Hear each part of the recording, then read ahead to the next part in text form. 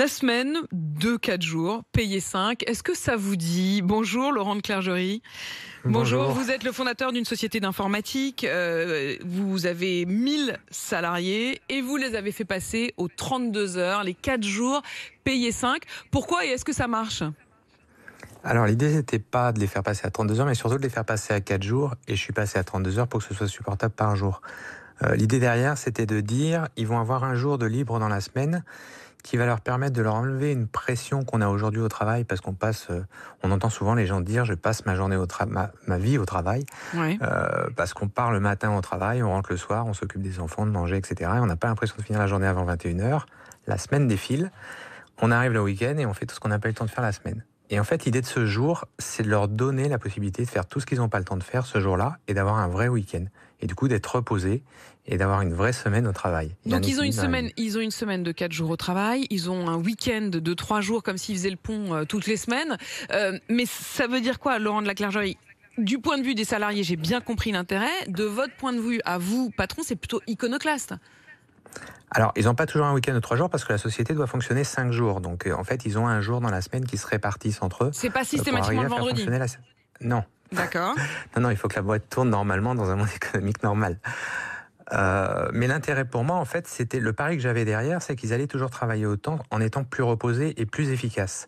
C'est-à-dire que le fait qu'ils soient reposés faisait que finalement, les 32 heures qu'il leur restait de travail sur 4 jours, ils allaient faire quand même le travail des 35 heures. Ça, c'était l'idée de départ. Est-ce que c'est ce qui s'est véritablement passé dans les faits?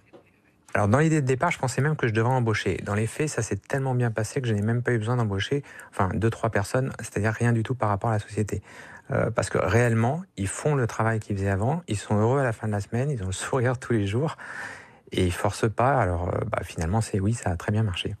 Ça veut dire que ça ne crée pas d'emploi. Donc ça, c'est-à-dire cette idée politique, économique, qui est encore défendue aujourd'hui, notamment par un certain nombre de personnes au Parti socialiste, qui serait d'aller plus loin que les 35 heures pour créer plus d'emplois et pour partager le travail. Ça, vous nous dites, en réalité, de ce point de vue-là, ça n'a pas été vraiment efficace. En revanche, c'est efficace sur la productivité et sur le moral de vos salariés. Alors, c'est très efficace sur le moral, et je pense que c'est efficace sur l'emploi si ça se multiplie, parce qu'en fait, ces personnes qui vont avoir un jour de plus dans la semaine, il va falloir qu'elles l'occupent. Par du loisir, par le fait qu'elles vont remplir les magasins, parce qu'elles seront là en semaine, des moments où il n'y a personne dans les magasins. Et donc, je pense que c'est de l'emploi par le loisir ou par le rebond, par le fait qu'il va y avoir des gens. Ça va qui créer vont plus être d'emplois libres, au niveau de la société, c'est ça que vous voulez dire, mais pas au niveau de Exactement, votre mais société pas au en niveau de mon particulier. entreprise. Laurent Tout de à la fait. Clergerie, on a eu tout à l'heure 2 appels, l'un d'un boulanger, l'autre d'un auto-entrepreneur qui disait c'est bien sympa cette histoire, mais en fait ça crée une forme d'illusion pour ceux qui ne sont pas dans des grands groupes, puisque ça n'est pas applicable aux autres. Qu'est-ce que vous dites à cela après l'expérience que vous avez menée? Alors, j'affirme pas que ça marche partout, mais j'ai quand même réfléchi au cas des gens qui sont en individuel, et en fait, ça va remplir des heures où ils n'ont pas forcément de personnes en face. L'auto-entrepreneur, à part s'il travaille pour des sociétés, mais s'il a des particuliers en face, ces particuliers ne peuvent pas travailler avec lui en semaine puisqu'ils sont au travail.